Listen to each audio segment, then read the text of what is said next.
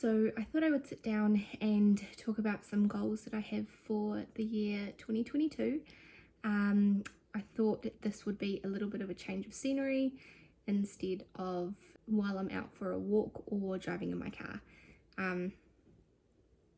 My room is a little bit of a mess and I haven't even opened that blind, so just ignore that. But yeah, anyway. So 2022, oh my gosh, where do I even start? Probably start in 2021. Last year in July, Mike and I decided to go on a bit of like a weight loss journey. There have been some ups and downs, some pauses, some long pauses, and basically we started at the end of July and I was 102 kilo at the very start, and I had decided that I wanted to get fit and healthy and lose some weight, mainly for my kids, also for myself, and then also for my relationship as well. I would ideally like to get to about 75 kilo.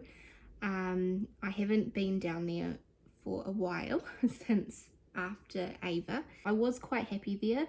Going back to 2013, I weighed 86 kilo, and that is this many pounds, and I wasn't happy, so I decided to lose some weight. My friend and I decided to lose weight together and hold each other accountable for it, and I ended up losing 20 kilos, so I got down to 66, and that would have been probably in about, I would say probably about 7 or 8 months. Yeah, I got down to 66 kilo and I still wanted to lose more, but I really struggled to get under that. And then it got a bit unhealthy for me. I started going to the gym too much and eating too little. There were days that I either wouldn't eat, or when I would eat like half a tub of yogurt, like half a little tub of yogurt, and that would be all I'd have for the day. And I think there were like days that I would limit myself to 60 calories a day, and other days I would let myself binge essentially and have between 500 and 600 calories a day. Obviously that's really unhealthy, and it took a while to get out of that, but I did. And then I got pregnant with Max, and I ended up going all the way up to 96 kilo.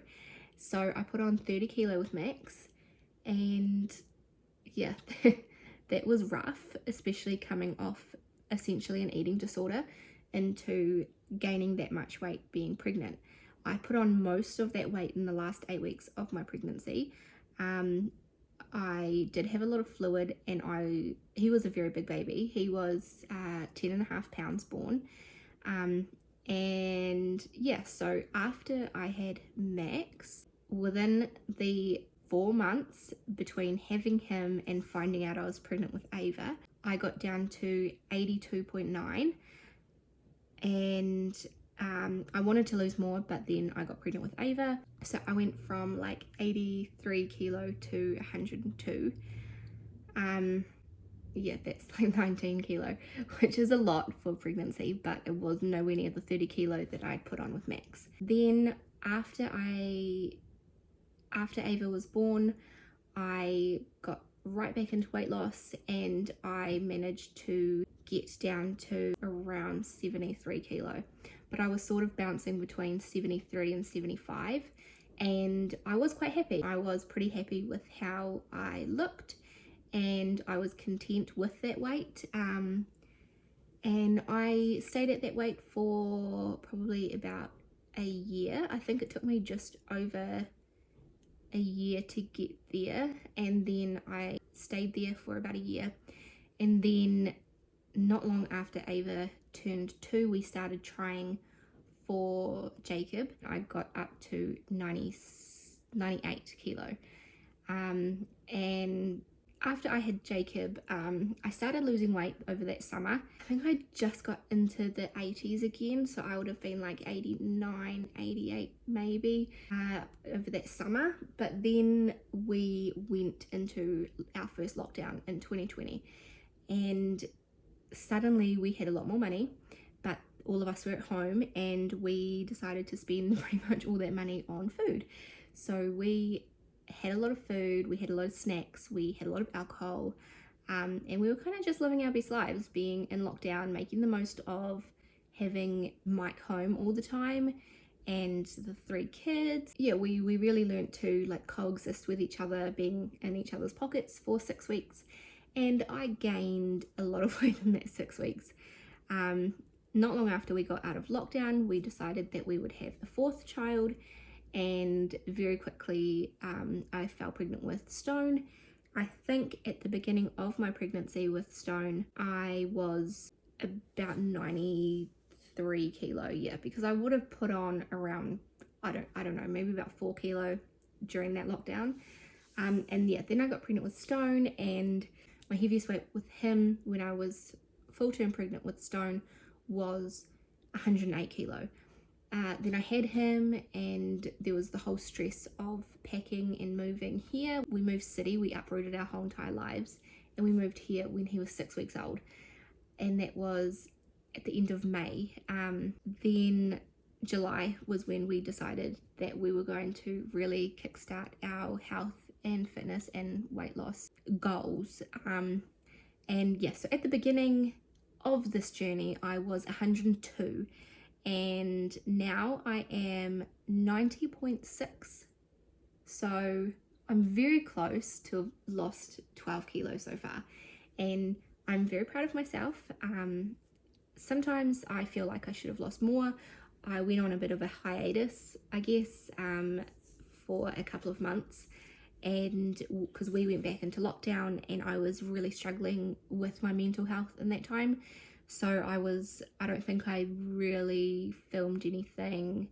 I didn't want to keep up with my life then, you know, and I definitely wasn't keeping up with healthy eating and the exercise and everything like that. So it took me a while to get out of that funk and get back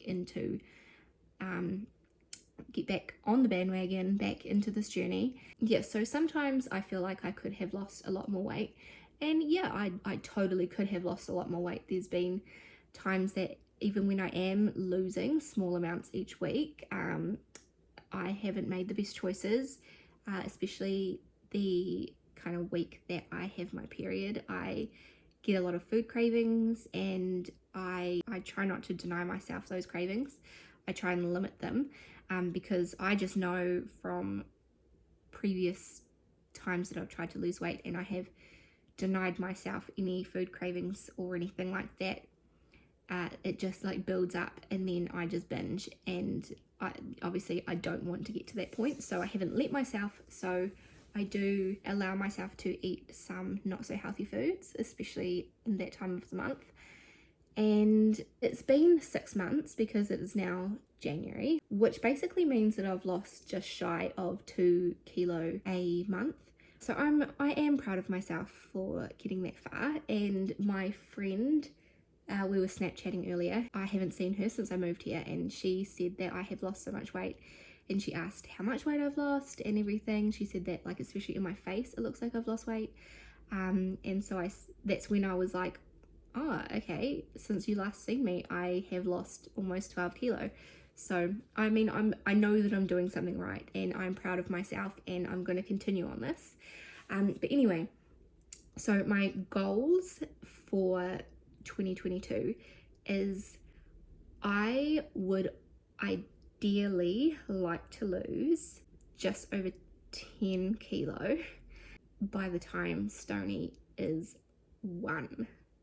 Now that one might be a bit of a stretch. That is my like ultimate by Stoney's first birthday goal. His birthday is in April, so he's just turned 9 months old, so I've only got 3 months to lose 10 kilo. So I don't know if that's actually going to be possible, but I think what I would really be happy with, and might not be so much of a stretch, so probably my most achievable goal that I want to have by Stone's first birthday is I would like to be 86 kilo or less, which is just under 5 kilo. So I feel like 5 kg in 3 months time is definitely achievable.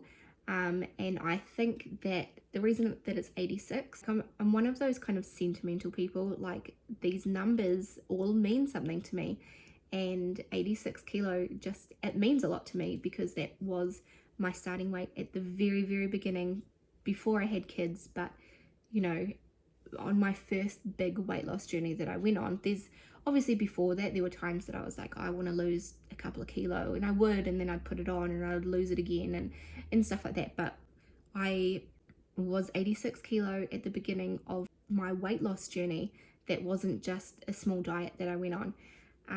And I feel like if I get to there, or like just under that, I'll just have like a sense of achievement, that I am now there. Like, I've gone up and down through pregnancies, and I've been in the triple digits. I've been over 100 kilo, and I've been up in those high ranges for so long. To get back to where I was at the beginning of my weight loss journey, back almost 10 years ago, I feel like once I'm there, I'll be like, I can do this because I've done it before. And yeah, I still feel like being above this weight, like in the 90s and stuff like that, I've always found the 90s very difficult to get out of. But once I'm out of there, I'm just smooth sailing. And it has proven difficult because I've been up and down pretty much. I think before I went on my little mental health break, I think I got down to maybe 95 or 96 kilo.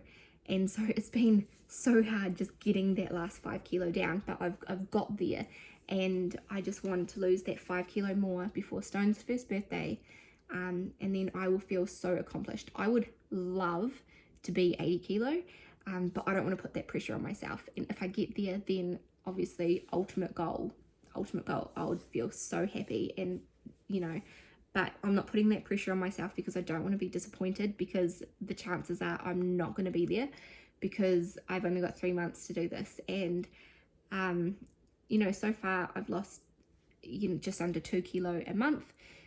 So in 3 months time I can expect to lose 5 to 6 kilo, hopefully, if I carry on the way that I've been. But yeah, so that is my first weight loss goal.